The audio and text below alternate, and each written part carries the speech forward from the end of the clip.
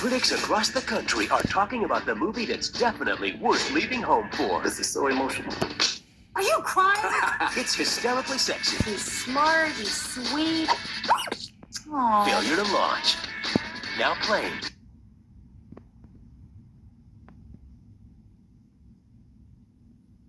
On March 10th. Honey? Last night I turned into a dog. Then I turned back into being human. The transformation of a lifetime. I assume you'll keep them. He's the comedy of endless spring. The Shaggy Dog, rated PG. In 1953, one family survived a nuclear explosion. The government abandoned them. The testing changed them. But what didn't kill them only made them deadlier.